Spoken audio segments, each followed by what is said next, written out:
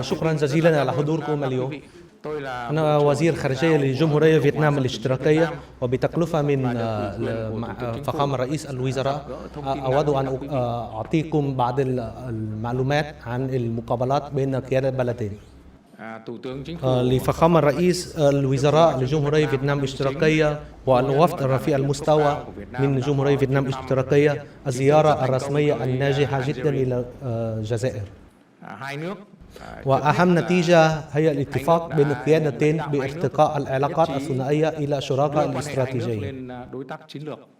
والجزائر أول شريك استراتيجي لفيتنام في قارة إفريقيا، يعكس عمق العلاقات التاريخية والتقليدية بين البلدين. وأيضا ارتقاء العلاقات إلى مستوى جديد يعكس على التطورات الإيجابية في العلاقات الثنائية في الأوقات المنصرمة، وتعبيرا على الاهتمام الكبير لبلدين في تعزيز العلاقات الثنائية بما يخدم مصالح الشعبين ويخدم السلام والاستقرار في كلا المنطقتين.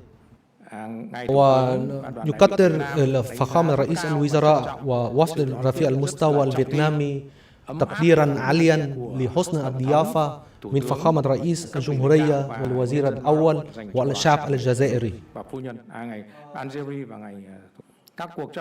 قام فخامة رئيس الوزراء الفيتنامي مع قيادة الجزائر المباحثات المثمرة. هذه الزيارة المهمة وارتقاء العلاقات إلى الشراكة الاستراتيجية تفتح صفحة جديدة وفترة جديدة ومرحلة جديدة للعلاقات التقليدية والتاريخية بين فيتنام والجزائر.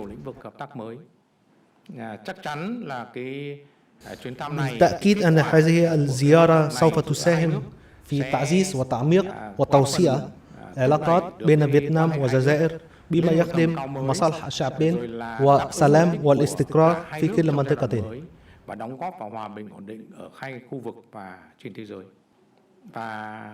وكما ذكر قيادتين على الدعم والمساعدات المتبادلة بين الشعبين في تاريخ.